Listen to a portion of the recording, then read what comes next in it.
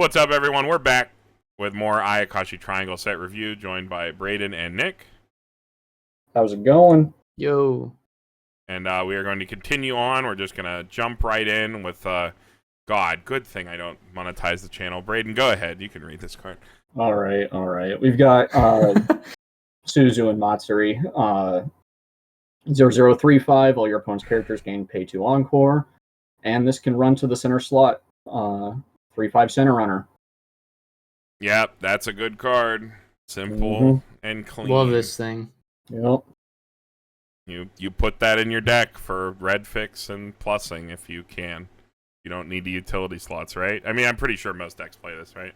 You put it anywhere. Yeah, I run 4 of this in pants. I actually didn't for a while. I took it out, and the deck felt like significantly worse. Like you lose like so much like early game advantage by just like I'll just like play like a 2K like one of the filters, and then I use it. I get like nothing out of it, and then it dies, and it just feels bad.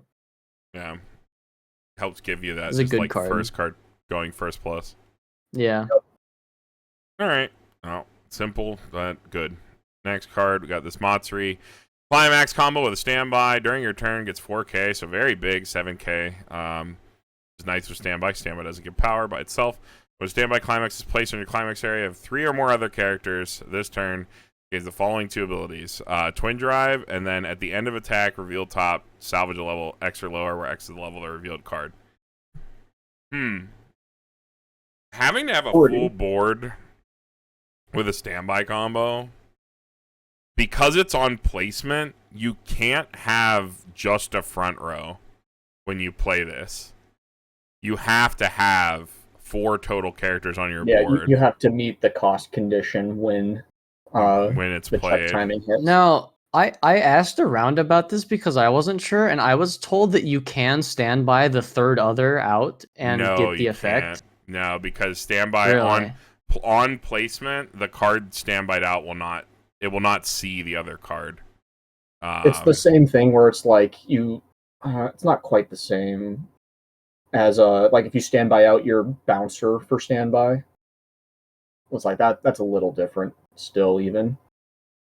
Yeah, if that is that does make this a lot worse. I mean, if that is the case, then there was a certain few individuals in a certain server dedicated to a certain program that we like to use that lied to me. Oh, I mean, like, because in the sim, like, literally, I was playing with Jason the other night. He was testing this deck, and it did whiff when he only had a front row correctly. Yeah, it does. Which is how it should work, as far as I'm aware. But I am going to go check the what is it, the Q&A real quick here. If I can pull that up for Japanese, I am. There is a card. I don't see any Q&A for the card. Really?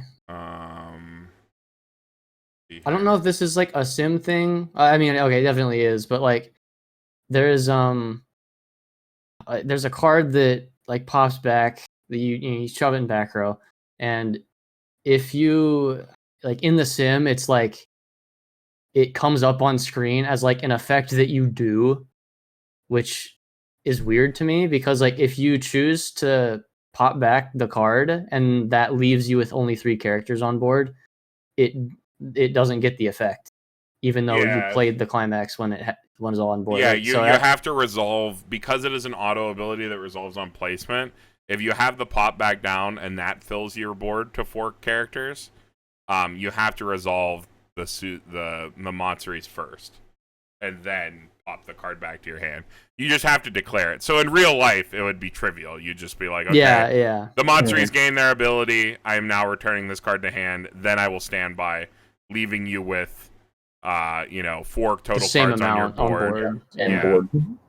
So, like, effectively, as long as you play the bouncer, it's not that big of a deal. But you do need to perform that because on climax placement, I'm thinking it's like, man, does it work that way? That is really weird. I don't know. Somebody in the comments, a rules person in the comments, I am pretty sure that whiffs unless technically you slam the standby, you resolve the standby's auto effect, and then you resolve the Matsuri? Is that how you could do it? That might be how it works. Maybe when we were playing it in the sim, that was just missequenced. Like, you didn't click the standby to resolve the standby first. I ended up having a big long conversation with one of the mods in the sim server about this card, and we came to the conclusion that it was bugged and it should get the effect on the standby trigger or on the standby effect, but I don't know. I still don't know. I think you should be able to actually, now thinking about it, I think you should be able to resolve the standby, put the character on the board, then resolve. Well, because standby is an auto effect too. Is it not? Yeah. Well, it's also on placement. When standby is placed in your climax area, if you have 3 or more other characters. So I think it's like, does this not activate because you slam it and you don't have 3 or more other characters on board? Is that how it works? Because that's another way to interpret it, right? Is like, what is the thing that puts it in the bucket? Does it not get put in the bucket if you don't have 3 or more characters on the board at all? So it just completely whiffs and never activates. That's the case where it doesn't work, right? The case where it does work is that just when the standby is placed and it doesn't check the condition until the effect activates, because it's like in the bucket and it hasn't activated completely yet. It's triggered but hasn't activated. I'm not exactly sure. Either way, you have to have some amount of characters on the board to play this. I'm not sure if you can just have a front row. I mean, this card is pretty good for standby. Let's not be completely outside of this. I think this combo is pretty good. Swings in a good power, gives you your hand back immediately, and digs into more triggers to put bigger bodies on the board. I think that's literally everything you want in a standby combo. Yep. So. But yeah, somebody in the comments, let us know. You guys can fight back and forth on how exactly this works. I'm sure there's an easy solution. I just really can't think of it right now. I think I've been talked into a circle about it, and or maybe I've even talked myself into a circle about it. I don't exactly. Yeah, just now. Yeah, who knows? I mean, I personally, in all the playtesting I've done with this card, I've never had trouble getting the condition for it, even with it working the way it does currently in the sim. So I don't think it like make or breaks the card at all. No, you have strong enough zeros and like the yellow Riki and everything all give you enough board presence for this. Yep. Yeah. All right. Well, moving on. Nick, go ahead. Okay, as the door finisher, on placement, you can pay 1 to draw a card and then choose a copy of this to play it on stage in any slot. And then the combo is on attack, pay 1, discard any card if you have the climax, and 2 or more other characters to burn 3. Pretty simple. This does have there's some synergy with like an event that we'll get to and like another character and some stuff. I would kind of wish that was here, but this is pretty solid. It's just you can early play this as the you can early play it. Yeah. It's a hoop to jump through, but you can. Yeah, and you can also and once you get 1 down, you can pay 1, spawn another one, and it does you also early play it for 0 stock. You can triple this for 2 stock. Yes. Yeah, you can. Granted, you'll have no hand once you do that, but you will be at 0. You can symphogear this out, which doesn't exist in English, so I'm sure people are gonna try it and be like, "Oh my god, this is crazy!" But Symphogear did it first, and it was cooler and better. But I remember reading this initially, and I was like, I think this is crazy, just because it was like all purely hand costed, and I hate when they like be like, "Oh, it has a heavy hand cost," when like hand is like the easiest resource to get back in this game. You're playing 8 door as well, so yeah. So, but you could get it back. It ended up just being just okay. But this card by itself, you could spawn a whole board of it for pretty cheap. Combo's fine. It's like totally okay. Because this is so stock cheap, you can sit up with that Negsoul pretty easily, and this draws cards on play. So yeah. Could potentially draw itself and play it. Yep. Oh yeah. It was easier in Symphogear when you had 8 targets to spawn that had that same line of text. But, wonderful. This one only has 4. All right, well, moving on here. Back to Brayden, right? All right. So yeah. So we have this level 0 Shurigane. Ditch a card. If you do, you can bond to the event that that event early plays the Matsuri that we just looked at, and has another line of text that we'll look at later. And you can also pay 1, ditch that event. No, send. Is that all part of the cost? Yeah. Yeah, pay 1, ditch the event, and then send this to memory. If you do, and you're level 2 or higher, you can spawn the 2/1 Shurigane in this card slot. This sends the event to memory, and then the 2/1, if the event's in memory, it's a global 1/5. Yeah. Yeah, this dies, and then I like this engine. I don't know. As the event monder, I mean that event just salvages a character, right? It's a level 2 or higher. Yeah, salvages a level 2 or higher character. So this is like a free drop salvage with like a card in the middle, basically. That's pretty good. And the fact that it can like yeet itself to get into a far better support, and you only play like a 1/1 line, that's like totally fine. I think this is like completely reasonable. This is why you want your red fix in like 8 pants. I used to run this whole engine in 8 pants. It's like 6 cards. You're on like 3 events, 2 0/0s, and like 1 of the 2/1. The whole thing is it's nice to have. It feels a little clunky sometimes, especially when you lose the 2/1. Then it's like, okay, well, I guess I just have a salvage. Yeah, but the fact that it's free, it's just like there's like a card in the middle, but it is just a free drop salvage. Like you just ditch, grab event turns into a card. So like there's 1 card in the middle, but it is just a salvage. All right, moving on. We got this level 0 Matsuri. All your other Omika characters get 500 power, and then you can pay 1 and rest this to choose 2 of your opponent's level 0 or lower characters and kill them. Are you tired of Luna ruining your day? I was thinking about that. Unfortunately, I don't think you're gonna see much Luna in English. Oh.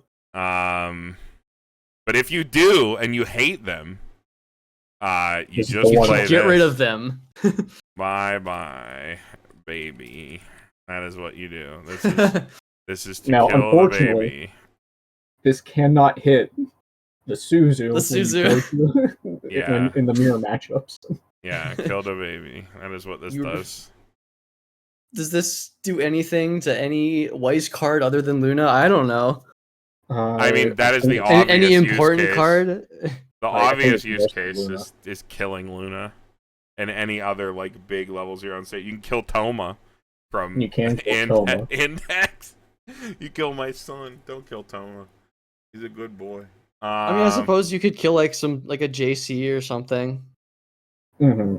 Yeah, I mean, like there are definitely things you could do, but this is pay 1, rest this. This card can't even attack.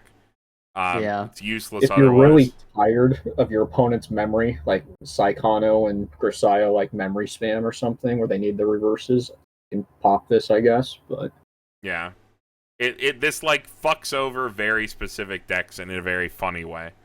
By just killing stuff. But pretty niche. I don't even know how to rate this card. Yeah, I mean, it's rough. It's not the best card. If you really want the 1, it's a 1. Like, yeah. All right, next, Nick, go ahead.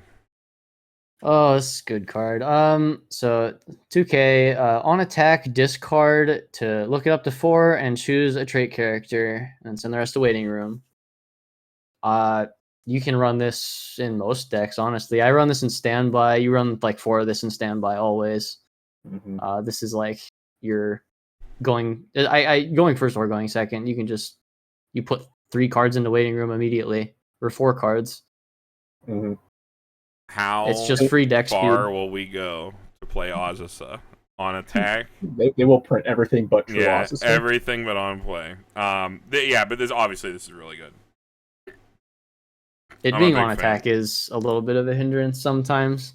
I like that. Like if you're playing pants and you add a pants that you don't need, you can filter it out. You can like delay your attack with it, attack later. Obviously in standby, first, ditch, swing first to ditch things out, and fill your graveyard. Very important. So it has a myriad of uses by value of its timing. I mean, I played the one in Kenshin, and that one feels pretty good, and that one's like better than this one, but like not by much, only power. But like that card feels pretty crazy. So I imagine this one is also, pretty much most of the way there. That card's 3K instead of this one being 2K, but I don't think that matters too much. I think it's mostly the effect that makes it feel pretty good. This does only have one effect. It's one of those cards where like someone's sitting across from it, they ask, what does that do? And then I have to sadly tell them it's doing nothing. It has one effect, else. my guy. Yeah. Just a 2K. All right, moving on. Back to Brayden. Yep. On play, you can swap the bottom card of your clock with a card in your waiting room. So we've already mentioned it once, I think, but the Suzu Brainstorm being in your clock is a condition for a lot of cards. Yep. So this sets that for you. And then you can pay one, ditch one. You look at two, rearrange them, and then salvage. So it is a drop salvage with a check 2. I mean, but you need this card's insane. You need to pay the cost to get the check 2, but I mean, you play one of this in every deck that plays a Suzu condition, right? Exactly. Yeah. Yeah. So. If you're really so yeah. So what you the check 2 is like nuts, right? Okay, the clock manipulation is really good because of the Suzu. Also because that Suzu is also a clock swap. You can put anything. I cheated with this card one time. I swapped the climax into the level or into the clock, and then clock swapped it, and then I read the card after, and I was like, oh, oops, my bad. Yeah.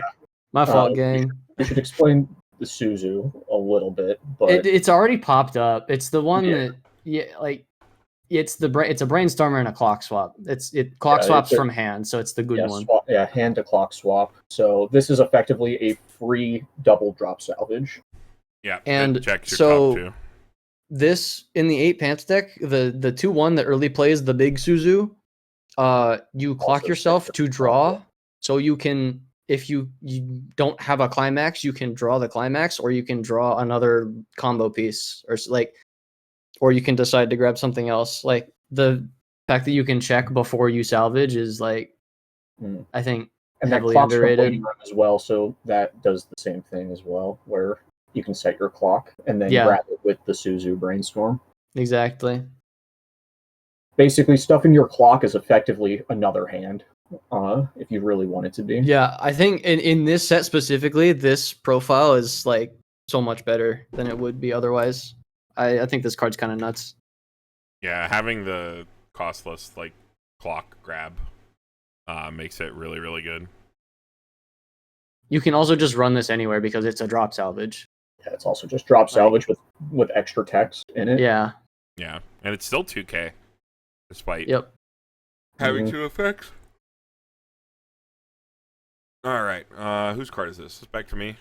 Yeah. Right. Okay. You got 1/0 Suzu. During your turn, all your TD monsters get 2,000 power, and then when you play it, you can dish one to search your deck for the TD monster and add it to your hand. Being able to ditch any card is really nice. The fact that this gives power, it's not that small to attack with it with climax down. It's 45. And it makes your monster climax combos 9/5. 9/5, yeah. Which is pretty crazy. So it's just a deck bond to your cigarettes. Giving you another reason to play the TD combo. It's like a really easy buff to your TD deck. So. Yep. Yeah. How much you value. Really good card. 8 salvage is a pretty good deck. All right, next. Nick, go ahead. Okay, 2/0 Matsuri. Boy Matsuri again. Scary. On play, you choose one of your opponent's characters, send it to memory, and then your opponent puts it back in any slot. So it flickers, and then on play, you choose another character, and then it turns off events and backups in that lane. So this is the... Wait, did we see this before? with the no, event. we haven't gotten there We yet haven't with gotten the to event. I can just move the event up. We can just talk Sure. about that now. Yeah. This is another one of the event. This is the part of the event whole sacks. package. Yeah, you play this. The event sacks this, and plays the 3/2 from your hand. So you play the 3/2 for 0 cost. You pay 1, play another copy, pay 1. So you can triple for 2 stock. That's what I meant. Yeah. So to do this the whole way, you play this 2/0 from your hand. Tell one of your opponent's lanes that they can't anti-change you, and then you play the event. You sack this monstery, and then you play another monstery from your hand. So that's 3 cards you've spent so far. But then the other 2 monsteries that you play are going to draw you 1 if you want. So you use 3 cards, get 2 cards back.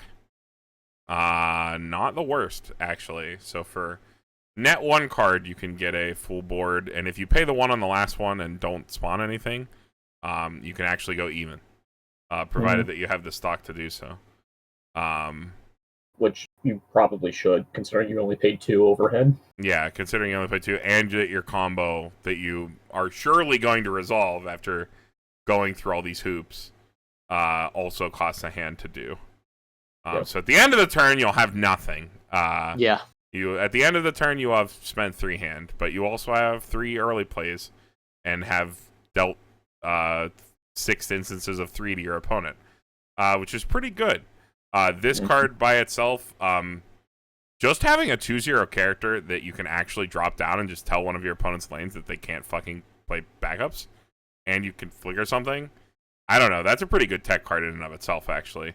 Yeah, you can very easily just play this and maybe not resolve the early play. Maybe it's also got a soul trigger, which is relevant for the yellow decks. So. Maybe I'm just too Atla-braid, but being able to just turn off events and backups in a lane has been pretty crazy for when I was playing that deck. But of course, that whole deck kind of like was predicated on it. But I think this is like a totally fine tech card by itself. It's like it doesn't really do anything, but like the turning off, enabling another card, turning off tab counter, just being like, yep, you can't play stuff, provided your opponent's not hexproof. It's pretty good. I think if you're playing the choice finisher, I don't know why you ever would, but this is a mandatory. Yeah, absolutely. I suppose if you really like Lucy. If you really like Lucy, you're probably playing the card. I don't know anyone that likes Lucy, but and then the event's like a solid B. Like the fact that it just salvages a card, you have a bonder to this. Actually, it's probably better than a B. Like the fact that it bridges the Shirogane into being a free drop salvage. It always exchanges for a playable later, even if you don't want to like do the whole hand thing where you have the other Matsuri on the board, which means you don't have to play as much of the other Matsuri. You only need 1 to like kick the chain, so you don't actually have to waste a ton of slots on the 2/0 Matsuri, provided that you're probably also playing Door. So like you only need to play 1. The standby version, you can standby the 2/0 with your level 1 combo, so that does work. So that's 1 less card you have to select for earlier. And then you get all these out, yeah. Is there anything stopping you from getting this out at 1? The event's a 2/0. The event's a 2/0. Okay, I see. Yeah, stupid question. I'm looking at the card. No, I have thought through that before. Yeah, I was like, wait, can I do this at level 1? I don't know. No. I never thought about it. It already feels bad playing it out at 2, and then it dies because it sits at 10k. It is. Hand. Sympho Gear, it is not. But you know, I think it's definitely an aggressive deck people are gonna mess with. I do like that. So you can have like this, and like you can have all of those pieces in the waiting room, and you're actually for the other engine, like with the 0/0. If you like, all you have is a Rico. You play your Rico, you get your 0/0, you salvage this, you get your whole like your 2/1 on board. You get all of that just out of like a single Rico. Like it's so easy to get the back. Shirogane is a 1 card starter, dude. It's like Snake Eye Ash. Like if your board just got blown up by like Ainz or something, it's like you can go off from absolutely nothing. It's pretty nice. That was a Yu-Gi-Oh joke. But it is not like Snake Eye Ash at all. Snake Eye Ash goes like plus bazillion. This card goes -3. But you know, very funny. Okay, all right, we can just move on. This is a lot. I can I can take care of this. I merged these slides, so I can read it. That's a good idea. All right, so we got this 3/2 Rio. It is a global 15 to all of your other characters, which means it does not have to be in the front row, but doesn't buff itself. So that's how that works. If you have the standby in your climax area, all your other 3/2 Matsuri, which is this card right here, get 1,000 power and the following ability: auto pay 2, ditch 1 at the start of your encore step. You can pay that cost if you do burn 2. And then that Matsuri is a 3/2, 9k. If you have 2 or more other characters, it gets plus 2k, so 11 on play heal. And at the start of your encore step, if you don't have any rested characters in your front row, you can pay 1 and rest this. So the other card is kind of just a big healer beat stick. But this card, this Rio, staples a climax combo to that card. The reason that you might be like, well, this is just like extra steps. Why do I care? The difference is, as you trigger standbys throughout your turn, this gets crazier and crazier and crazier. Because as you get, let's say, more Matsuris, more Rios, this just aura effect. If you have the standby in your climax zone, all of your other Matsuris gain that ability, and then for all of the other Rios on board. So if you have multiple Rios and multiple Matsuris, you start stapling this effect 2-3 times. And like, will you have the stock to be able to do all that? Maybe, maybe not. But sometimes the fact that you hit your encore step and you go, okay, burn 2 4 times, and your opponent's like, wait, what? I thought your turn was over. And you're like, nah, eat those. So it's kind of like there's more steps and it requires more slots, but it is a far scarier and far deadlier version of that Setsuna combo from Nijigasaki that also triggered at encore phase. This is like for a more precise amount. It's 2 damage instead of 3, and then also, or the other one might have also been 2, I can't remember. But the fact that it is like global power, the card's already chonky, the other card is a healer, so it's a card you want to play anyway. You can keep it around, at least 1 copy. You only need 1 copy of this, like, floating around to give the other ones that, like, burn. So you can have, like, multiple Rios on the board and only one of the Matsuri. Like, as your turn goes and as you trigger standbys, this can get, like, spookier and spookier and spookier. And you can put together a lot of damage. Yeah, I was going to say, you pretty much always opt for more Rios on board because it just makes everything bigger. I specifically on turn. I remember at a past locals, I realized I had 9 stock and 6 hand. I looked at Carmen across the room and I yelled. I was like, "I'm about to trigger 3 times and burn this man for 2 6 times." And you just like threw your arms up, and it's like, yep, it can just do that. Yeah, you can like, just do it more often than you would think if your deck doesn't blow up. But like, I mean, stuff like Ainz is my worst nightmare. This is my personal favorite combo in this entire set. I love this. Ainz gives this a really hard time, unfortunately. Yeah. But yeah, this combo is really good. Even like, say you're at like level 2 and you stand by the Rio to the back row. It's like she works in the back row, which is like phenomenal for this deck. But like, if you rip it like a standby on your second trigger, it's like, oh, I have an extra standby like in my stock I want to pay out before I refresh. Pay 2, get some damage in. Yeah, like, I mean, like 4 burn 2s at level 2 just because it happens. Yeah, it's absurd. I mean, oftentimes you also want to be moving this up anytime you can because you don't want to be standbying over it, obviously. So you will sometimes just have like one of these will just be like 12k in your front row. It can die, but you also have like your -2 soul counter, and you have, I mean, you have just about any of the there's all of the counters, like the common counters in the set are good. Leaving my bomb. No, this card's amazing. I like this. I'm a big fan. This is the big payoff for 8 standby.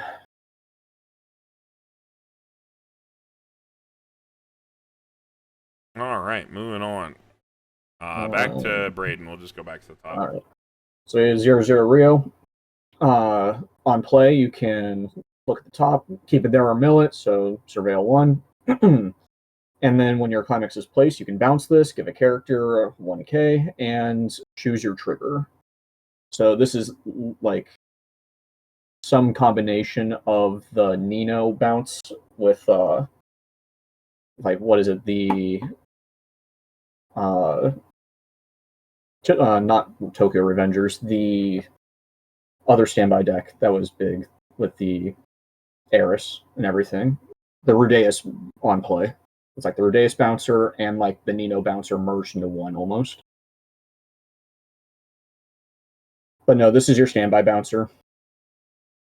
Yep. Choosing your triggers pretty good. Digs extra cards. That what I love to do is that 0/0 Lucy that like what's the effect called? It like digs 2 extra cards for a trigger. Yeah, you put the check 2 on this, so it just digs like 4 cards. I love doing that. My opponent's like, what the hell did you just do?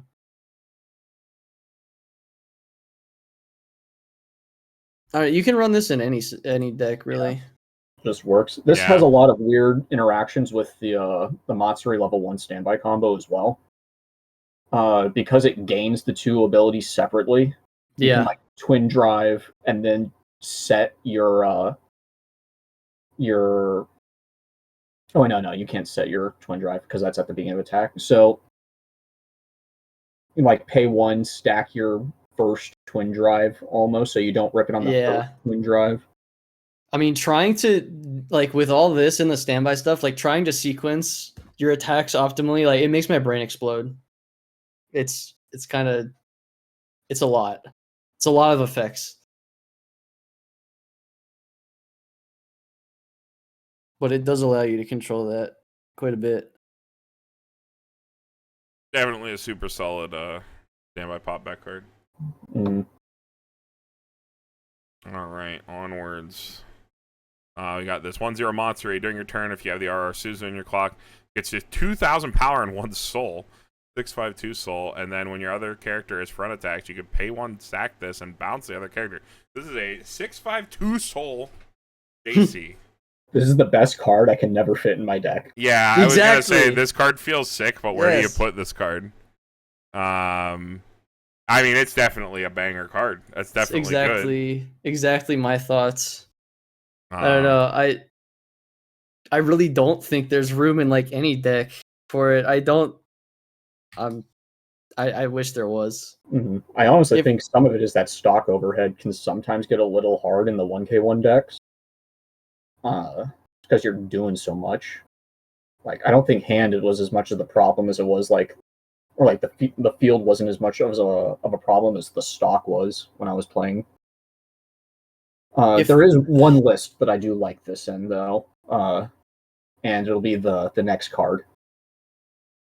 I mean, if that 1/0 Suzu that like searched for the cigarettes didn't exist, you would just run this in place of that, I feel. Yeah, most likely. But the other card's just better. At least for door. Mm. Alright. Next. Nick, go ahead.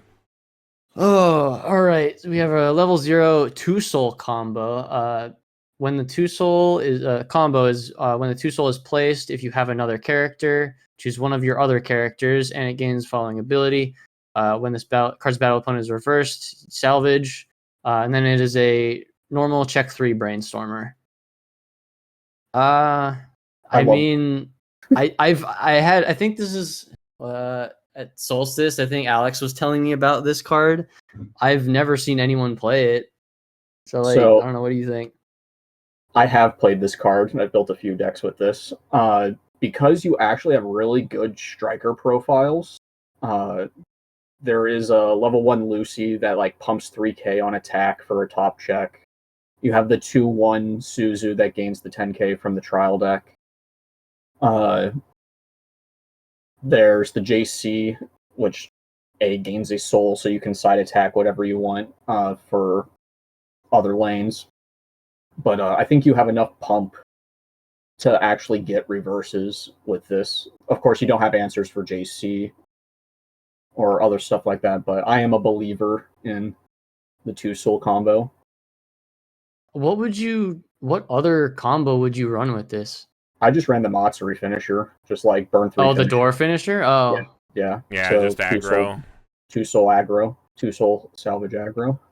I mean, I like that it's a level 0. I like that it's a brainstorm. I like that it's a check 3. That it's just like a 1 card in and of itself. Go, go, go. You're gonna go crazy. You know, you got to get the reverse, but you know, it's probably the right way to do it if you're gonna go crazy.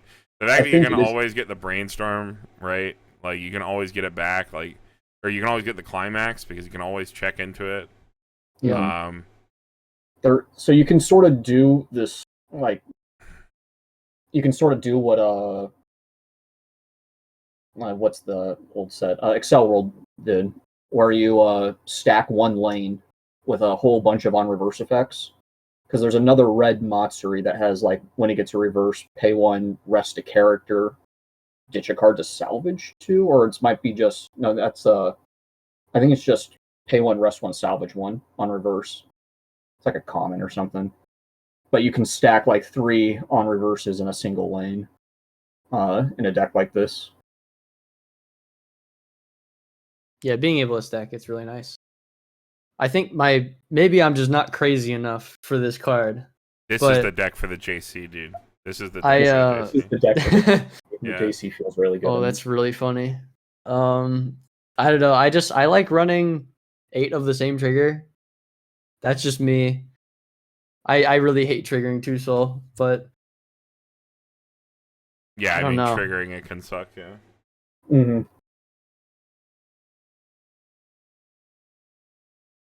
All right, last red card here.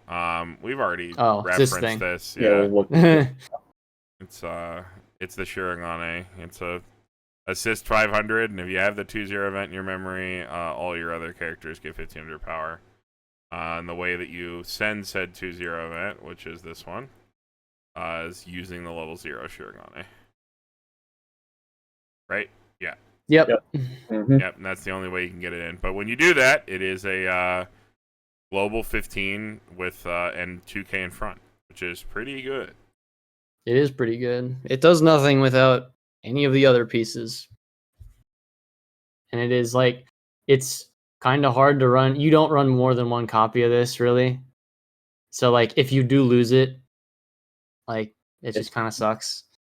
It's one of those things. So, because we've talked about this a few times, the Suzu's a level 0 on the board.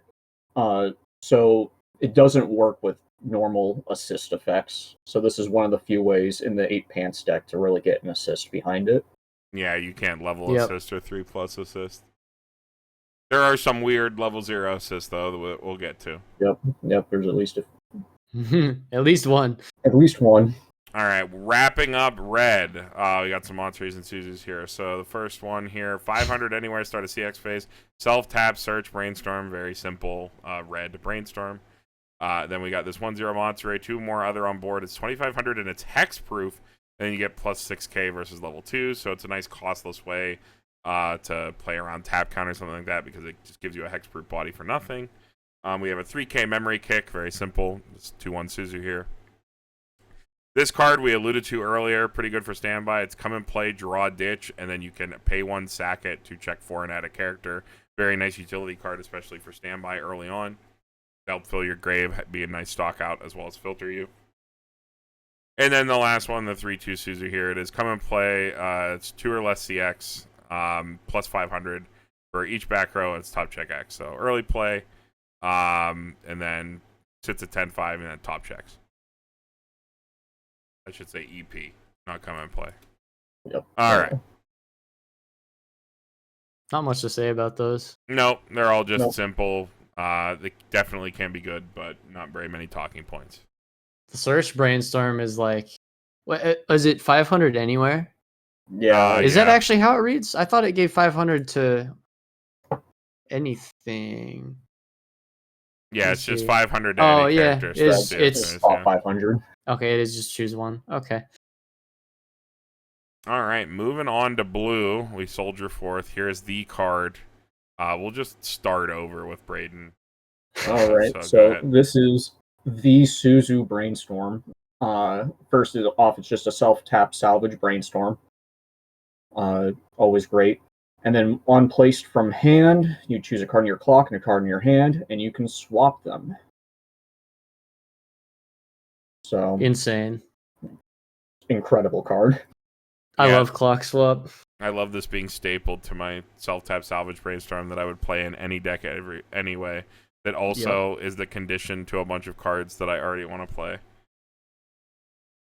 I think this might be the card in contention for like the best card in the set. I was going to say I think this is I want to give this an S. I think Like, I'm gonna. I think it might be pretty close, just because of how much you can manipulate that hand swap effect.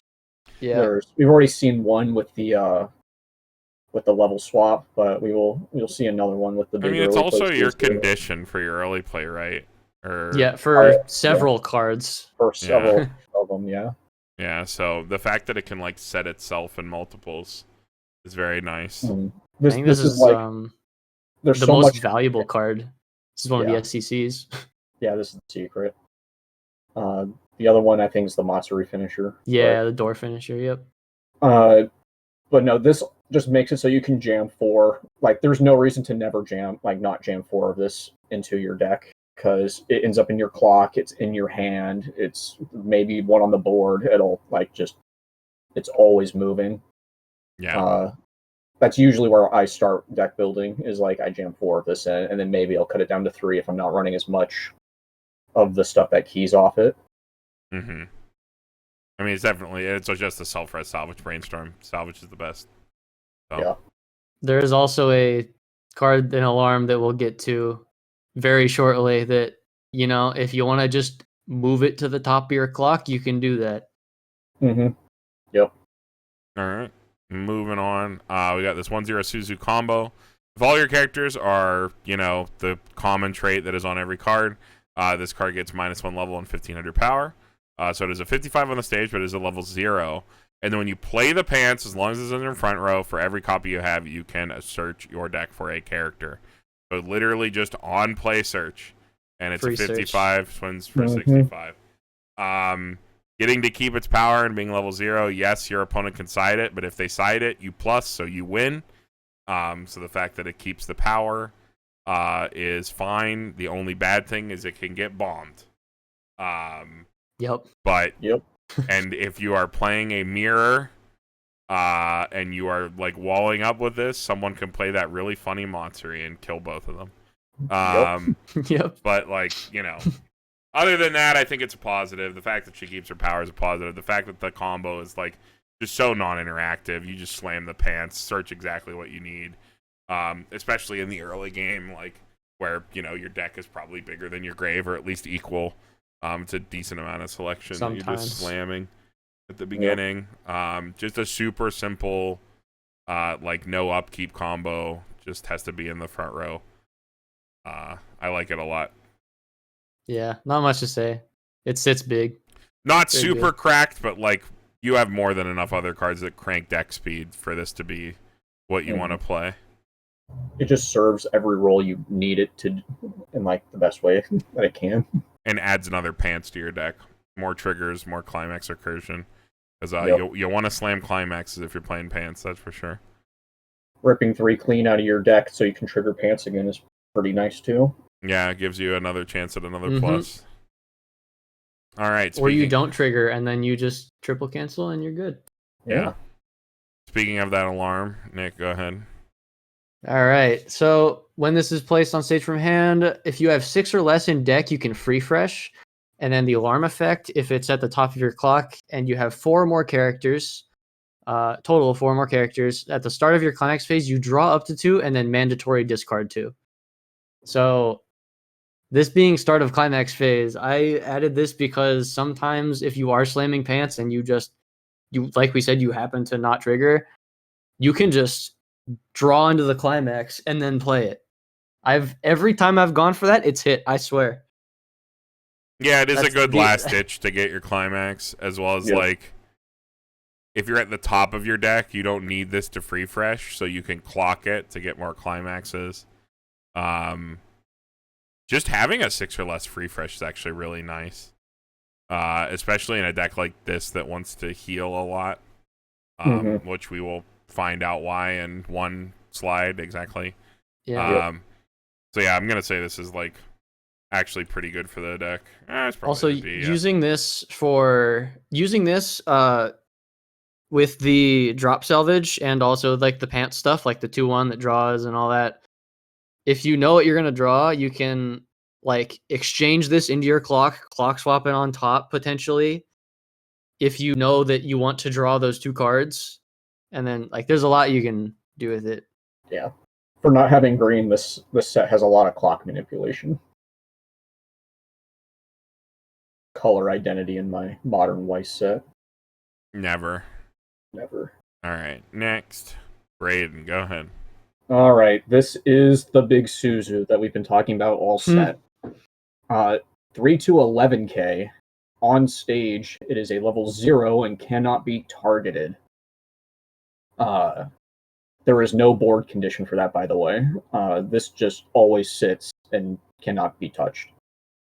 On play, from hand, choose a character in your clock and send it to memory, so memory heal. And then on attack, if you have the pants in your climax area and you have another character, choose one of the 2 effects, you can deal 1 damage or heal 1. A fake board condition. The fakest of board conditions. So this is why we were talking about counters kind of being fake. Yes, this card is 11k, but it is a level 0 on the board. However, because of that, it is hexproof, which makes this really, really annoying to deal with. Because yes, you can side it. Yes, you can ignore it. But if your opponent ever tries to kill them, you can play the counter. Which means that ignoring this and trying to shove damage, yes, it is a solution. But like also, if your opponent does happen to cancel and stay at 2, you like lose. They're like really de-incentivized to try to get rid of them. Because you have the powerful counter. But then on this, like the catch-22 is like, you know, you invest all this and then you get anti-change or something. Because they're level 0s. Obviously, they lose to like bombs. I think SDS being popular really makes SDS, this the mirror. Yeah, SDS, the mirror, any deck that's playing a lot of bombs is your worst nightmare. This deck, I really is. Yeah, I think this is the deck that singly got the biggest buff from the Chainsaw Man hit. Yes. Yeah, because there's one less deck running a ton of Himeno. Mm-hmm. Although that being said, if you play the other Chainsaw Man deck, they play the power, so yeah, there's like no way out. I think there's enough bombs in the match in the meta where it's gonna be a consideration. Yeah, if you choose to play this deck, I think people are kind of writing that off as like it's just like, oh yeah, it dies to bombs, but like look at all this other cool stuff it does. But like I think there's a lot of decks like yes, Slime might not be running a bomb, like Overlord might not be running a bomb, but like SDS is, and a bunch of other decks like right under them are. So like 8 Standby Hololive runs their bomb still. Like that feels bad. I learned Ruby runs bombs the hard way. Their green bomb. Yep. Yeah, if they play green. Granted, if you heal down to there's some red card. Oh, they have the. Oh, yeah, they have. It's like a red 1/0 or something. I don't know. I know they have the pure as a. No, pure just goes to memory. I've seen a lot of them run the green bomb, but this heals to 3/0 and the green bombs don't work. So. Oh. Yeah, if you don't have a clock. This is like the card that you've probably seen on like a community tier list, and you go, "What the hell is that?" Yep. Yeah. What is that doing on my tier list? But it does heal a fuck ton. You heal a lot. Like if you live at 2, if you get that second turn at 2, and you have another pants, you probably win that game. Mm-hmm. The amount of heals that you can crank, especially if you play another one, which you know you don't have to be in any weird deck state to do so because there's a 2/1 that summons this, so you don't have to worry about like being in a specific deck state to do so. You get this out, and yeah, you're immune to anti-change counter and stuff like that. You don't have to worry. You can just like go swing, swing, swing. You don't have to worry about anything. And your opponent is pretty de-incentivized to deal with them unless they play bombs. I think the card has like some issues, but like the Suzu is definitely like one of the big reasons to be playing Ayakashi. I think this is the face of the set, basically. Yeah. I wish it wasn't. Sometimes it can be a frustrating card to play for sure. Just having watched Nick play it a lot, dude. I either eat shit or I win, or I win while I'm at 2-1 or something. Yeah, there is no middle ground. No in between. That said, running this with the trial deck off finisher it helps a lot. This is not a real finisher, so you almost always want to run that alongside it. Yeah. And the off finisher is level 3, so they are going to front into that. All right. Well, I think we covered it well enough. We can move on here. Yeah. So we got this. Speaking of cards that buff level 0s, we have 1,000 assist in front level 0 characters, so that will work with all your Suzus, making your climax combo 6/5, making your finisher, quote unquote finisher Suzus 12k, your healers, and then it's also a pants support. Whenever you trigger a pants, you can ditch a card to look at top 2, add a card, ditch the rest. You definitely always want to be holding probably 1 pants in Ayakashi, the way it works. So this is like for the second pants if you happen to trigger too much. I really don't like these top check filters. I wish this was a salvage filter.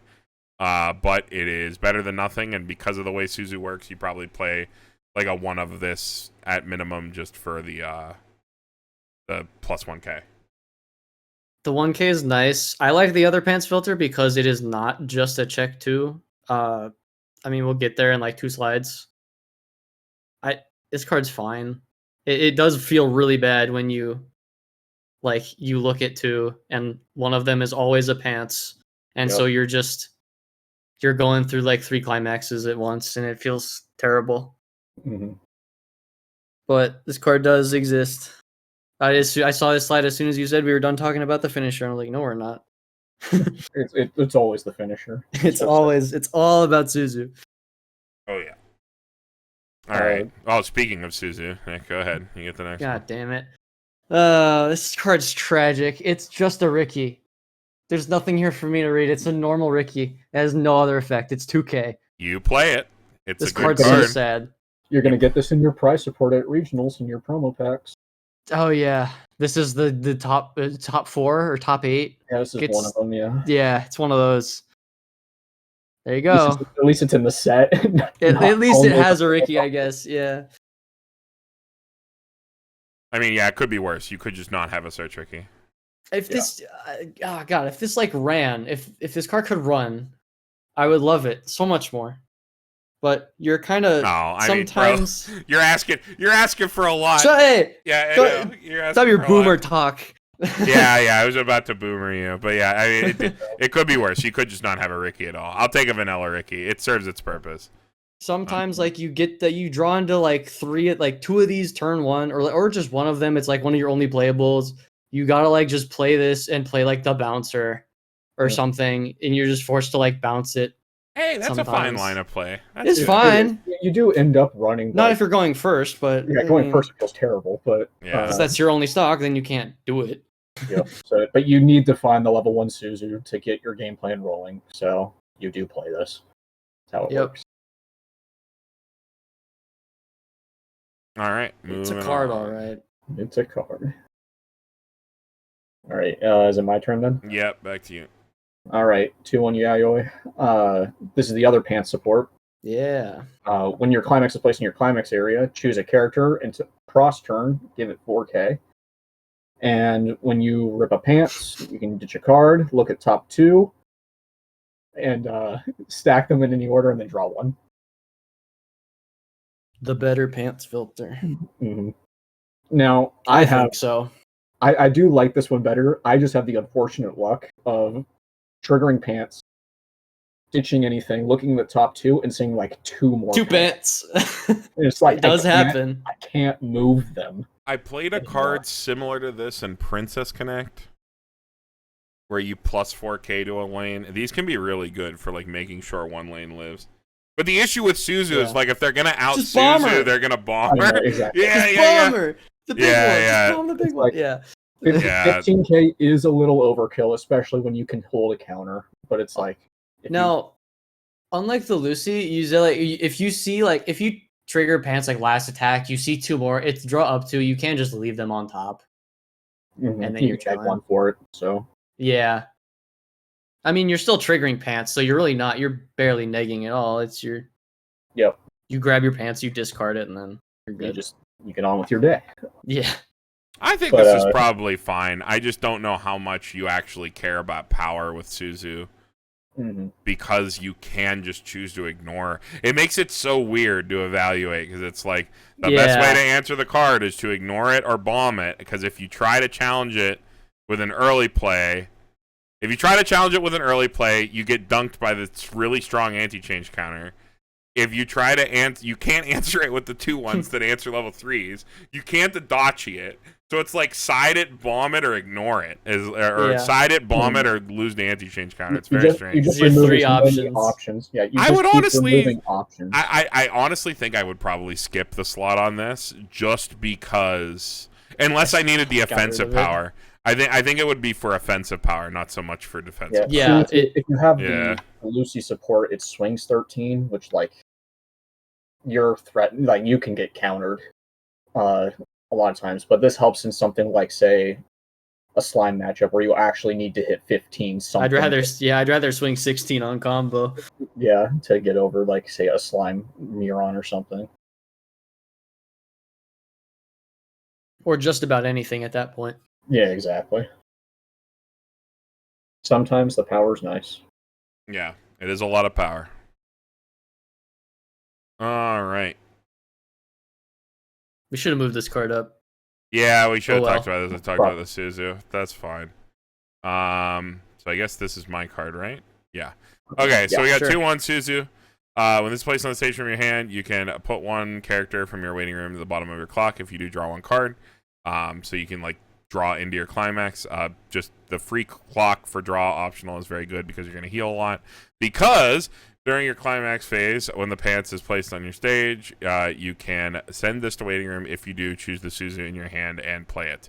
And that card comes from your hand, so you also get the heal to memory.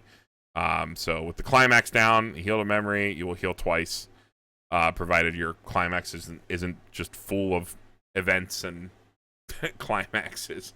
But you are putting characters into your waiting room at the bottom of your clock, so even if you have a lot, you should be able to get value off the memory heal. You choose what you put in memory, essentially. Yeah, you can effectively choose what you put in memory. So this has a lot of, like, there's a lot of ways to manipulate that first effect in this set, specifically with the Suzu Brainstorm.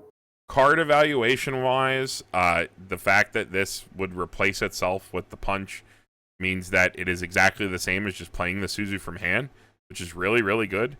So for just one stock, you play your early play and you heal, which is really, really good. And it's part of the fact that is part of why like this as a heal spam deck is like an actual threat in the meta as opposed to every other deck you've heard as a heal spam deck, because you can literally just do this for very little cost over and over again.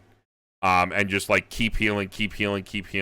And every one that you have to replay costs so little for you to do, provided that you can get these 2 cards back. Again, you have a salvage brainstorm, etc., etc. Lots of ways to get this back. You really do like start breaking even and start generating resources as opposed to spending them all just to heal. So you can generate resources and continue to heal at the same time. Which is what makes this deck so spooky. And when you're at X0, you can just start burning for 1. You can just start pinging. You always have something that you can do. You always have some reason that you want to change. Because when you are forced to replay the Suzu, you heal so much. You heal 2 instead of 1. So it can be very, very powerful. Yeah, pretty much. Yeah. Pretty much no matter what you're doing, you just heal until you're X0 and then start burning. Like, there's almost no reason to burn like before that. Based on like in my experience. And then it does feel really bad, I'll say, like when you get like shot to 2-5 or something, and then you can like, it's like, well, I'm gonna clock and draw 2 instead of clocking with this to draw 1, and then you have to like it's hard to recover your hand sometimes, like most of the time, honestly. Yep. Yeah, so that's part of the reason why this deck can just fall apart. Yeah, a lot of the 8 pants, like a lot of the games with it, is you hit your first turn at 2, and you just sit there and it's like, all right, with my current hands, my current stock, my current, like, what resources do I have to get as many Suzus on the board as I can? It's like you end up playing this weird game where it's like, in this turn, I'm selecting for like the last 2 pieces, and other stuff. The level 1 combo actually works really well with this, just because it does just raw rip from deck on climax placement. So you can like, I drew into my 1/2/1 in the early game. It's like, okay, I triple field combo at high 1. Yeah. It's like, oh, all right, 2 finish or 2 of level 3 and I know what I'm grabbing. It's like you like you can keep working. So it's like, I think on average you get 2 like pretty much most of the time, unless you're really low rolling. Yeah. And then like a good chunk of games you can go for the 3.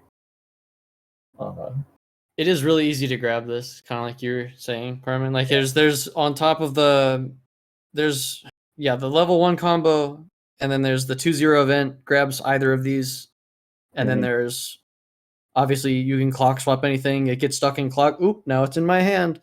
Yep. And then you also have a helmet. You have a helmet. You have a search helmet and a salvage helmet. Yes. Yeah. I forgot about the search helmet. Yep. And then another thing that you actually do have that is not in our slides, but we have a back row Yayoi that gives like global 5, I think. It's just a global 5, but it has pay 1, tap 2 to check for a level 1 or higher. Is that like the close up of her face? I'm trying to remember that card. I think it is. It's like a I don't remember. Let me take a quick look, because that's spawned out by like the Lucy level 0. I think I used that card as a proxy for the one of the other cards we're gonna get to. It's a Lucy Yayoi 2-piece thing. Oh, I see it. Yeah. Okay. Yeah, the Yayoi where it's like she's clapping her hands. Yeah. So you can tap down these. So like you can play one of the Suzu 2/1s. You can draw your card. You can then tap it down. You can tap like 2 of them down. Check your X, because this doesn't have to be standing to change into the finisher either, into the 3/2. I never even thought about that. Yeah. So you can like tap these down. You can tap down your helmet. It's like you can then use helmet, grab another one, because you either milled it or grabbed it off that. So there's a lot you can do in that first level 2 main phase for like very little stock to get these out. And dig more and find the pieces. All right. Oh. It basically feels like the entire set was built for this one. Yeah, pretty much. All right, moving on here. Oh boy. Nick, go ahead. Is this mine? Okay, another early play if you have the brainstorm and clock. And this is a on play, rest one of your characters, and it's a 1 climax Fumio. So your opponent chooses 1 climax and they shuffle everything else into their deck. It's just a Fumio. It's nice to have. This is your put it in anything. Yep. That's the only decompression you have. You play it.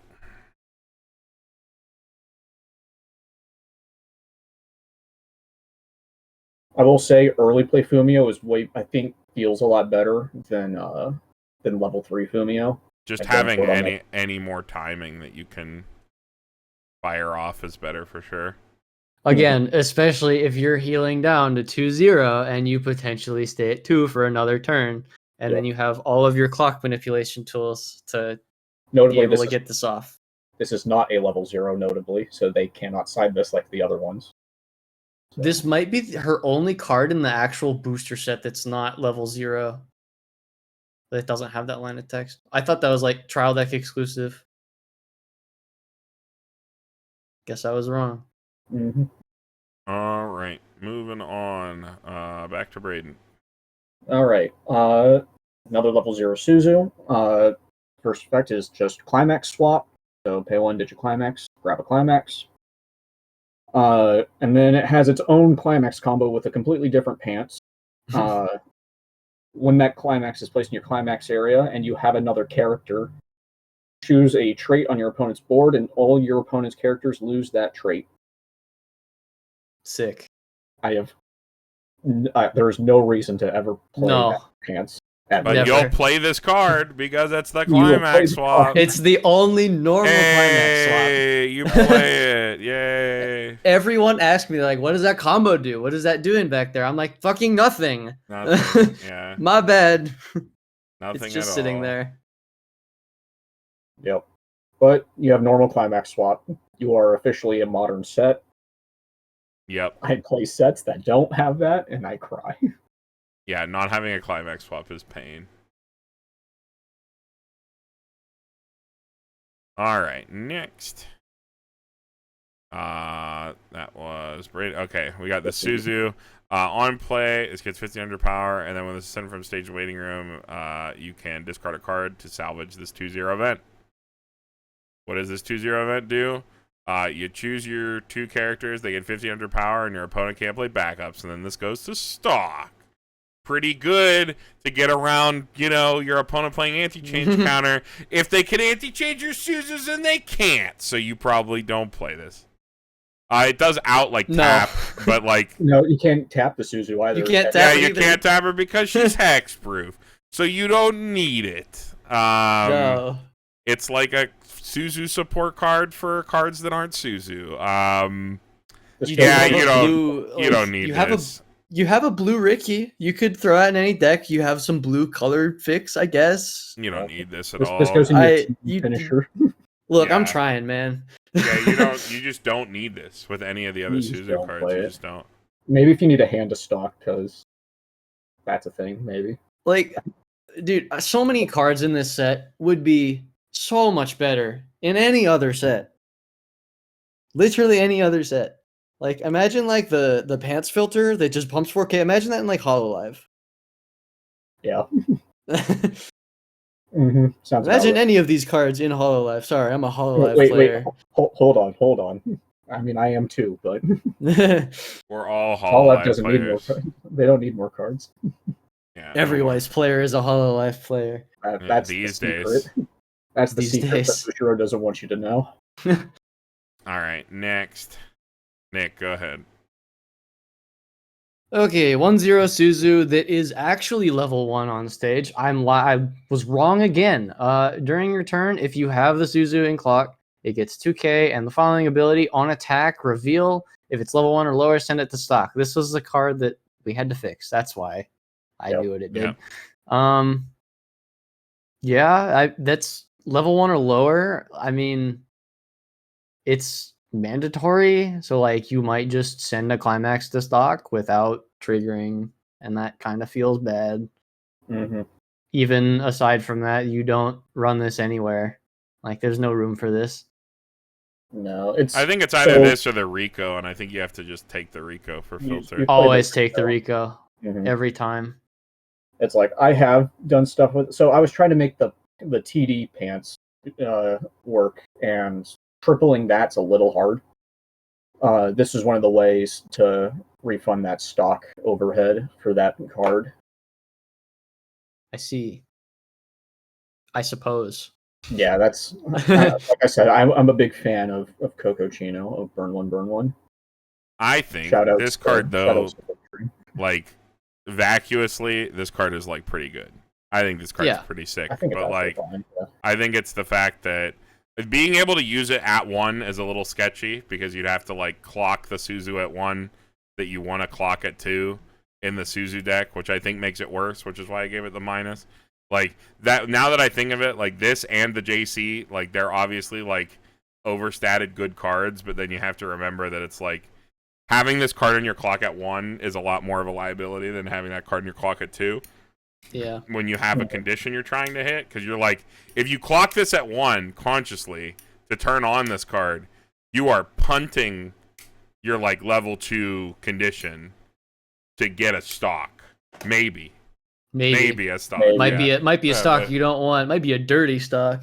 But if you're just in a world where you just slam 4 fucking brainstorm and you just don't even give a shit, you're just haha, I'll just get it back. It's whatever, because you can just play another one, swap it into clock. Yeah. I guess it doesn't matter too much.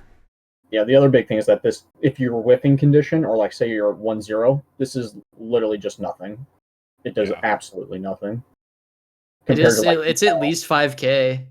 It is 5k. I guess. It actually swings pretty big. It's 7k when you hit condition. So it is just a 7k beater. But Mel is always live when you build Mel and HoloLive, or any other ones. There's not a straight whiffing timing for those. They just whiff more often. this hits more often than Mel does. I just don't think there's room for this. There just isn't. Yeah. I can't. I could never justify putting this card in any deck. If you can't fit the JC in, you can't fit this in. Yeah. All right. Well, moving on. We got where are we at? We're back to Brayden. Yeah, we're back to Brayden. Yeah. So we have a level 1 Suzu. This card does sit at level 0 on the board. At the start of your attack phase, if this is in the front row, until the end of your opponent's turn, you can have this get minus 4K. If you do, choose one of your characters, and it gets 4K on turn. So for having this sit very small cross turn, you can have another character sit very big on your turn. So if you really need to kill something, you can. If you really need to. If you really need to. Or you have a pants filter that also does that. Yeah. Cross turn. Exactly. If your opponent gives you open lane, this is almost free. But this is weird. Your opponent's not giving you open lanes. This is weird. I mean, you can throw this in an open lane and get. It's like I'm not a fan of this one. It's really a little too wonky for me. It's like you can forfeit that lane or you can forfeit this lane to win another lane on turn. It's like how it is, but it's all. If that was 4K cross, then we'd probably talk about this card a little more. Oh, I just realized the neg power is cross turn. Oh, that is terrible. Neg power is cross turn. The other that's so bad. Mm-hmm. All right. It's even worse. I'm giving it a minus. Next. Just because I don't like it. 1/1 Shirogane. When this is placed on the stage in your hand, all players resolve the following effect. If you have 5 or more memory, choose 4 cards in your memory, send the other waiting room. It's shitty memory dump. Then you can send this to waiting room to choose a 1/0 Suzu Climax combo in your waiting room, place it on stage, and then it gets 3,000 power. So it's like Meowie. Mm-hmm. It's literally Meowie, and he's also a cat. Very funny. Yep. Except he has all the traits. He does have all the traits. Yeah, I one of this maybe. I don't know. I tried running this as a one of. I mean, okay, it gets your level 1 combo to either 9-5 or 10-5 if you have the Lucy assist. You're just paying an extra stock to give it 3K. I'd rather just play a Rico and gamble. Yeah, these are so easy to grab, even without like the Rico. I played the similar profile in like the Bang Dream with the red Yukina combo. How it can be spawned off not Ronko. I don't know, the other Bang Dream chick. I don't play that much Bang Dream.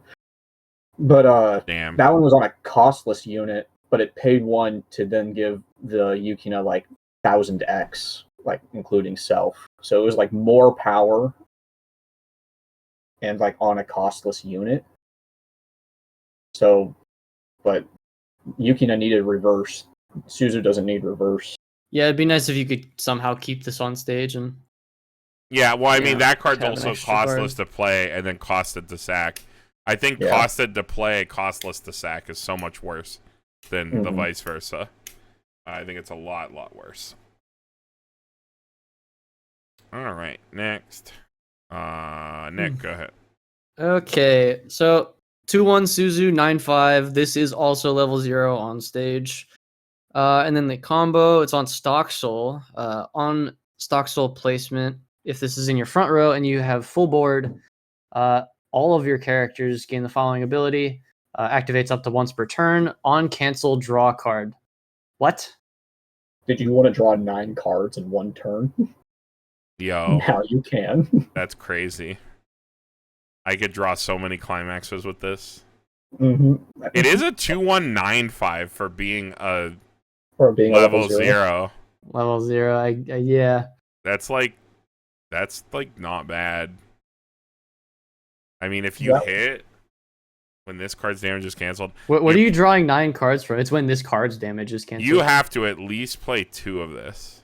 If you field 2, so if you had the full board and they canceled all 3 lanes, you draw 9 cards. Because all your characters have 1 for each copy. It's another like aura effect. Oh, I see. Okay. Yeah. So if you have I get one, how it works. like if you do like 2 of this, all your characters have uncancelled. If you want to play this, just go sleeve up 8-choice Oshinoko and play Mel. Mel is so much better than this. Yeah. There's a lot of Mem, not Mel. Sorry, Mem. the Sorry, because we were talking about Mel. And we were talking about the I stock thing. I love Mel. He's Mel talking on the about brain. Mel. You could also play Mel in Hololive is better than this I know. actually as well. No See, it still works. She graduated. Yeah. Who? Oh yeah, she's an OC Yeah. alongside the rest of them. Yeah, I don't know. This isn't like the worst, but I don't think it's very good. It's probably like a D plus. It's probably like just above. You're doing too much at level 2, I think, to fit this in any deck, and Yeah. then also just not being on pants hurts so much. Yeah. All right. Well, we already kind of talked about this event.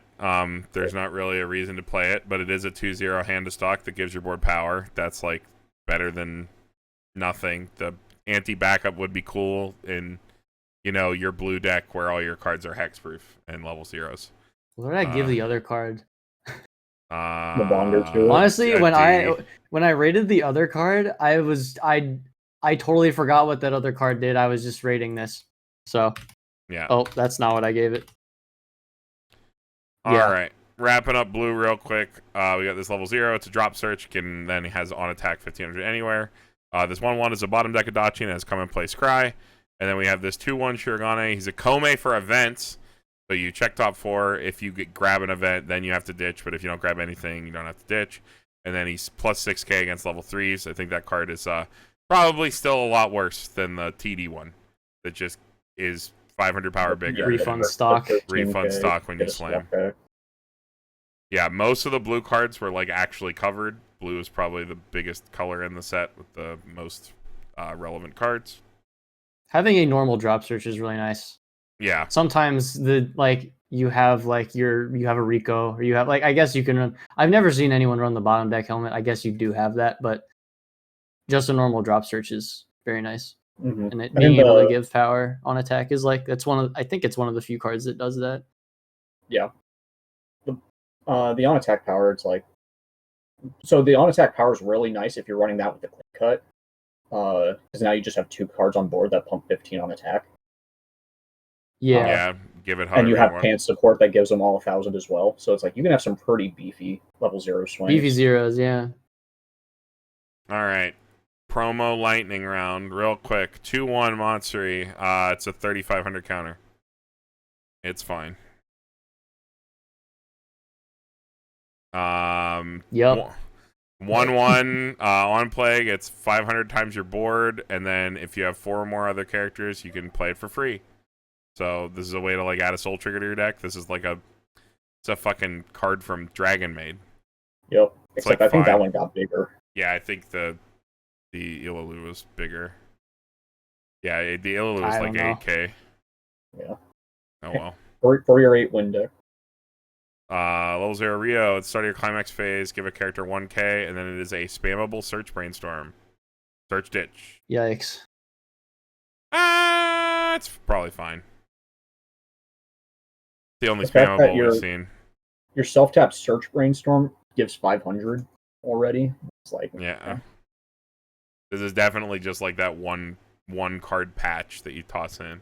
Yeah. You want the need deck spammable. speed, I guess. 1/1 Suzu. For each marker under this, gets a level and 1500 power. And when you get a reverse, look at the top card of your deck. And if you looked at it, you must put it face underneath this as a marker. This card's funny. Yep, I played this in some. I kind of want to try it, but they're always funny, but they're not good. Not good. Funny. This is one of the 3 cards in your deck that can get anti-changed. It's true. This card gets all the levels. And the most important promo that you will pay too much money for. It's $30. This is on attack, pay 1, ditch 2, search 2. On attack double drop search, pretty good. Yeah, I mean it's just auto sculpts you for your stuff at level 0. Only need 1 other attack. Going second, a card like this is crazy. If you want to play Ayakashi, you should probably grab these. They're good for a lot of different decks. And just hope that we have a tournament assist pack to maybe inject a couple more of these into the market. I believe we are, but this is definitely like a card you want for sure. As you want to buy this. All this right. in combination with the level 1, you can rip so many cards out of your first deck. It's really nice. Yeah. All right. Well, that is Ayakashi. I'm just gonna like plant the slideshow on the Suzu while we talk about it. But I know you guys really like the set. I think it's definitely got quite a couple strong shells to it. I think 8 Pants obviously is worth playing, and I think 8 Standby is worth exploring. I actually think that 2 Soul combo is pretty good. If you wanted to play such a deck, I would rather. I don't know if I'd rather play that than Cats, but it's hard to say you'd rather play anything but Cats if you want to coin flip people. But I think 8 Pants and 8 Standby are both completely reasonable decks to expect to see this season. And I think the only thing that maybe will hold Ayakashi back in terms of results and rep is that I don't know anybody who knows what this show is. Except for like I can't even tell you what it is. The people that watch every seasonal, like the people that watch every seasonal probably watched this and said, and like stopped it after 3 episodes or something. Yeah. There's not much to say about the show. It's the same artist for Tuloveru. That's the only. It is what it is. You've seen these cards. Like, you saw the climax, man. You know exactly what this show's about. You know exactly if it's your thing. There are some spicy triple rares. Seen Black Hat. This is the same artist. Yep. That is why I'm buying this set, because Yabuki Sensei is there for me. Yep. I mean, overall, I think 8 Pants is like actually a deck that, like, if you don't know how that works, you're gonna blindside people with that. I think it's just unfortunate. That is a strong knowledge check. I think it's just unfortunate that, like, Slime and Overlord, man. Slime and Overlord are like... Well, Overlord can't touch Suzu. Overlord can't touch Suzu, yes, but it also, like, doesn't care. It doesn't care because it'll side attack Suzu. Because it just side attacks Suzu. That's, like, the worst thing. It's like, oh, it'd be so sick because she's hexproof, they can't bomb her, and they have to side her for full damage. Yeah, we looked through, and I might have lied to everyone about... Like, I don't know what I was looking at. Front. Yeah. That card doesn't exist. Forces fronts. Yeah. That is my fault for hyping you up. Oh, no. It's no bit. Shame on you. Problem. I know. But, like, Slime also gets to freely challenge the Suzus because they get big enough naturally to challenge every single one, and you can't anti-change them because they're level 2s. So I think you don't like that matchup either. Yeah, that's where the 1/2/1 the pants support comes in. Yeah, that where would you need to sit 15. It's like that way their Muron and then they'll just side attack you anyway. And then they just side attack you and then threaten memory kick in every lane. And because Suzu doesn't attack very large, like 13 versus Muron, that's an easy backup. I mean versus the top 3, I think you got it a little rough, but I think the second you look like the second you look below that, right? So like looking like past the ban list, I think 8 Pants Ayakashi is actually pretty well positioned. Yeah. Like beyond that, I think that if all 3 of those decks gets hit, you're like, okay, I fold to bombs and that's it, and nothing. I don't care about anything else. I think that's pretty good. Very good for trios for sure. I have seen like a lot of like tier lists. If that top 3 is like tier 0, I've seen a lot of people throw this in like tier 1, like bottom at like low tier 1 or so, which sounds about right to me. Yeah, I think it's a good slot for him. I think you just really hate the top 3 that are up there right now, all for completely different reasons. Yeah, just for existing. Yeah. They all kind of make you hurt in a different way. But against everything else, I think you're pretty good to go. Having these early plays that heal twice that your opponent can't really touch, even if they can just side them, the fact that you get to keep them is, it's win if you do, win if you don't. You know what I mean? Yep. You come out on top either way. there is a quick thing with like the side attacks. So have you guys, like you said, you played Hololive, Nick, but Yeah. I know Carmen, you've seen plenty of stuff. But like Sora combo, Neg Soul, you win board with Sora. Yeah, But, Sora can't choose Neg Soul. Yeah, Sora can't choose. Yeah. So you can't get Neg Soul. But however, with this, one of the big problems that I've had with Sora and like other Neg Souls or other like Kanata is another big one that has this problem. When your opponent crashes their board into you, you can't stick damage because you're swinging for 5s, like 4s and 5s. Oh, that's like I was actually gonna mention that earlier, like how if you're like level 1 at like late level 1, like you're searching for like your combo, your level 2, level 3 combo pieces, like it feels really good being able to rip soul triggers out of your deck. Mm-hmm. Like you want to be doing that actively, like if you can. Yep. So that when your opponent sides this, you're not over swinging, which I think is something that like it's sort of just a niche little thing that pops in. It's the but state no, of the I mean game that is relevant because if they were very running, relevant. if they were running into you, you'd be swinging for 4s and 5s with a lot of soul triggers in your deck because you're 8 pants. Playing a reasonably high soul trigger count versus like a normal 1k1. So, all right. Do you think I'll say like I think this video is the existence of this video is gonna nerf the set because now people are gonna know what this card does and they're all gonna side. Yep. I love withholding valuable information from my opponent so that they crash into my level 0 and then I laugh at them. Yep. Yeah, they will know now. They could also know. They could also just read your card, but you know, card game players don't read. So nobody reads. I guess that's fair. Coming to English is actually a nerf. Yeah, it's true. I do like that. English players read even less than Japanese players. So. I will say, Suzu being a 0, like just having a level 0, like a card that has minus level on stage, people are so incentivized to just side it just because they can. Yeah. You can definitely just psyop people into siding your cards and giving you free pluses. Yeah, free heals. That is true. If they don't like understand, if it's someone who's like at that point, man, okay, we're so far into the video. I can be a little mean. I can be a little dismissive. If you are playing against someone who's like new enough or at that point in Weiss where like they think they have the game figured out or like they're a very damage centric player and they like don't at all acknowledge the like card economy of like killing cards on your opponent's board and that killing cards on your opponent's board every turn at the top of the knowledge curve means that your opponent must like play more cards and like they can't just like sit there and like sit on the same cards over and over. If you like acknowledge that you have to do both things, you can't like just ignore the board and go for damage. That's like your backup plan is like you should still try to kill your opponent's cards. So if you're sitting at someone like that where they just go like, oh, I don't even have to crash. I'm just going to play garbage and, like, side them. Like, you literally just run away with the game and you kick the absolute shit out of them. You heal. Like, you can have games where you're healing, like, 12 to 15 times in a game with this, with 8 pants. I do think against the less experienced players, like you know, people who are newer, you are going to, like, have those games where you just feel like this deck is completely unbeatable.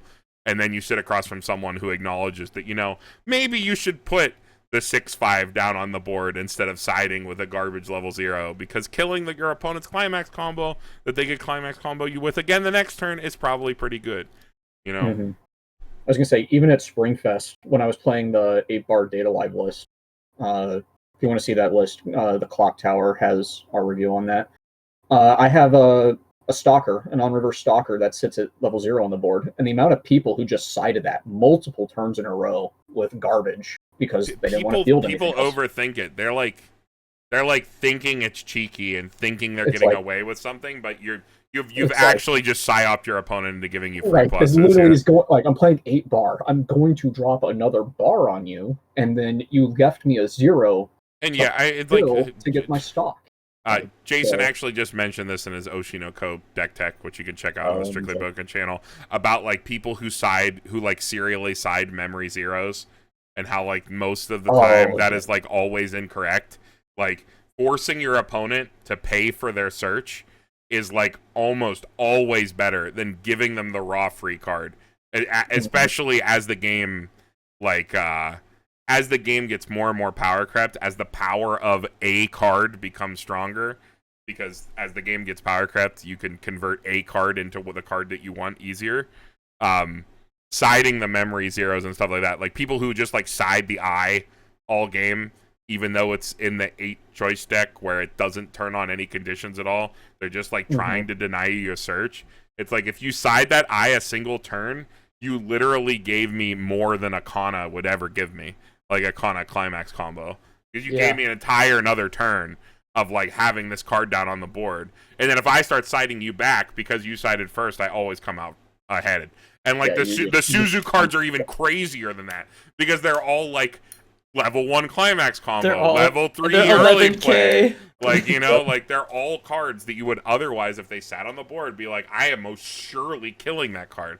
I am not letting you keep it. But you can like the set kind of psyops you into like less skilled and less experienced players into thinking that they can ignore them.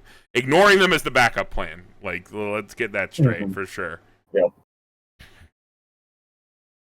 All right, just bomb them. Yeah, just bomb them. If you have the bombs, just make them cry. Otherwise, figure it out. All right, we've talked quite a bit. I knew that this one with red and blue being in here would be much longer than the yellow one. So if you were expecting this one to drop on Friday, I'm sorry, but you got it on Saturday. You get an hour and a half of content. I'll do shout-outs first. So we'll start with Brayden. Go ahead. Shoutouts to West Michigan, Weiss, and Vanguard, and then the Clock Tower guys for getting my name out there. I raised those boys. I'll have you know. Yeah, always love collaborating with them. It'll be nice to see them once single season rolls around. And then Nick, go ahead. I have nothing personally to shout out, like no social media or anything, but I am part of one of the Ohio Weiss guys. We recently concluded our summer solstice event. I think it was a huge success, and we do plan on doing it again next year. From what it seemed like, anyone, like pretty much everyone that attended, had a good time.